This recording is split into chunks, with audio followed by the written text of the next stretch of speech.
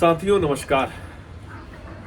2017 में जब उत्तर प्रदेश विधानसभा चुनाव के परिणाम आए और योगी आदित्यनाथ ने मुख्यमंत्री पद की शपथ ली, तो आप सबको याद होगा कि आखिरी वक्त तक इसकी संभावना नहीं थी कि योगी मुख्यमंत्री बनेंगे। यहाँ तक कि जम्मू कश्मीर के जो मौजूदा लेफ्टिनेंट जनरल हैं मनोज सिन्हा, वो तो बनारस पहुंच गए थे, काशी विश्वनाथ का दर्शन कर लिया था, तमाम जगहों पे खबरें चलने लगी थी कि मनोज सिन्हा अगले सीएम होंगे। लेकिन अचानक दिल्ली ने करवट बदली और योगी आदित्यनाथ को मुख्यमंत्री बना दिया गया। निसंदेह पिछले 2 दशकों से यूपी में जो भाजपा की राजनीति है वो गोरखपुर मठ के इर्द गिर्द घूमती रही है। तमाम आरोप लगते रहे योगी आदित्यनाथ पर कि वो जब भाजपा का कोई उम्मीदवार, उनका प्रतिद्वंदी खड़ा होता है तो उसके खिलाफ हिंदू युवा वाहिनी के उम्मीदवार खड़े कर देते हैं। तो मुख्यमंत्री बनने के बाद योगी आदित्यनाथ ने पहला काम किया कि अपनी हिंदू युवा वाहिनी को नमस्ते कर लिया। लेकिन दूसरे कार्यकाल में जो उनका 2022 से लेकर अब चल रहा है, उसमें भाजपा का शीर्ष नेतृत्व उनको बर्दाश्त करने की स्थिति में नहीं है। जिस तरह आप लोगों को याद होगा कि जिस तरह से गुजरात कैडर के आईएएस अरविंद शर्मा को भेजा गया, जिस तरह से केशव प्रसाद मौर्य को उनके प्रतिनिधि के तौर पे खड़ा कर दिया गया, और केशव प्रसाद मौर्य और टेनी ने जिस तरह से दबाव बनाया, बार बार दिल्ली उन लोगों के नजदीक जाती रही, योगी से दूरी बनाती रही, तो योगी को पद छोड़ने के लिए बार बार मजबूर किया जाता है, लेकिन हर बार योगी बच निकलते हैं। ये सच है। योगी को उनके पद से हटाने की पहली कोशिश 2022 में की गई थी, जब आप लोगों को याद होगा कि विधानसभा चुनाव के ठीक पहले जब दत्तात्रेय हसमोली योगी से मिलने पहुंचे थे, लेकिन योगी ने मिलने से इनकार कर दिया। दूसरी कोशिश 2022 में विधानसभा चुनाव के परिणाम आने के बाद की गई, लेकिन एक तीसरी कोशिश भी हुई जब लोकसभा चुनाव के परिणाम आए।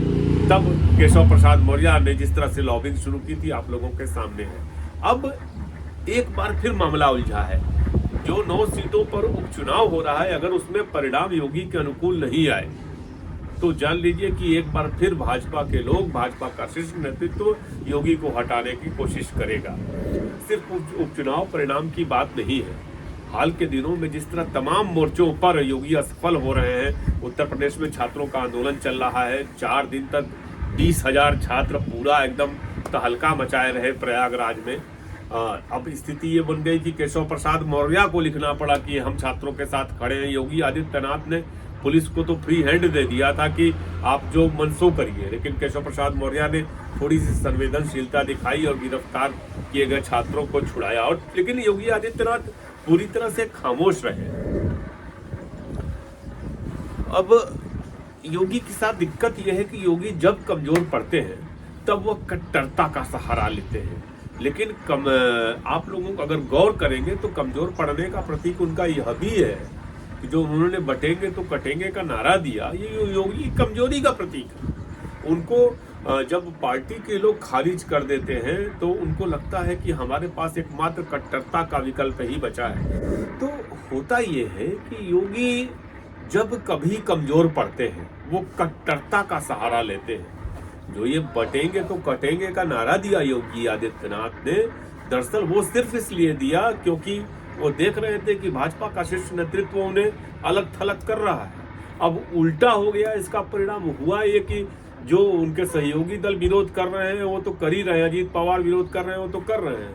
पंकजा मुंडे और अशोक चौहान का बयान आ गया। पंकजा मुंडे ने कहा कि सच कहूं मेरी राजनीति अलग है, मैं सिर्फ इसलिए इसका समर्थन नहीं कर सकती कि योगी आदित्यनाथ उसी पार्टी से है। मेरा मानना है कि हमें सिर्फ विकास पे काम करना चाहिए। एक नेता का काम इस धरती पर रहने वाले हर व्यक्ति को अपना बनाना है, इसलिए हम महाराष्ट्र में इस तरह का कोई मुद्दा लाने की जरूरत नहीं समझते। ये पंकजा मुंडे का कहना था, भाजपा की एमएलसी है। उसके अलावा पंकजा मुंडे से पहले जो अजीत पवार है उन्होंने भी इस नारे का विरोध किया था। अजीत पवार ने कहा था कि महाराष्ट्र में बटेंगे तो कटेंगे का नारा काम नहीं करेगा। उन्होंने यह भी कहा कि मैं कई बार कह चुका हूं कि इस तरह के नारे का इस्तेमाल नहीं करें। हो सकता है यह नारा उत्तर प्रदेश, झारखंड में चलता हो, लेकिन महाराष्ट्र में नहीं चलेगा। ये बात अजीत पवार का कहना था।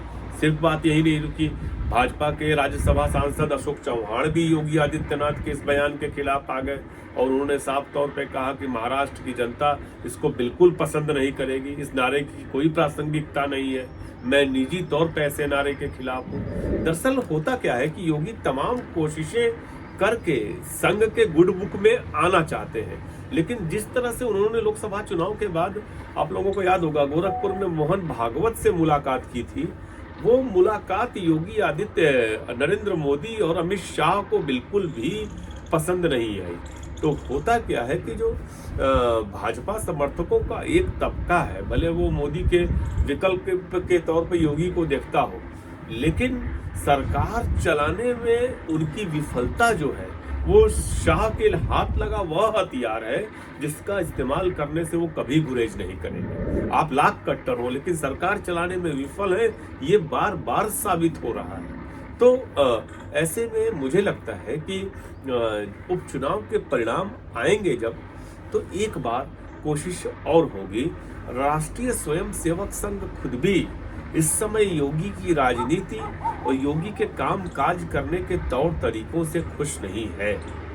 आपको बता दें कि जो मेरी पास जानकारी है कि पिछले काफी दिनों से नरेंद्र मोदी और योगी आदित्यनाथ के बीच संवादहीनता की स्थिति बनी हुई है। अमित शाह और योगी के बीच बातचीत नहीं होती है तो सब जानते हैं। केशव प्रसाद मौर्य भी एक डिस्टेंस मेंटेन करके रहते हैं, ये सबको पता है।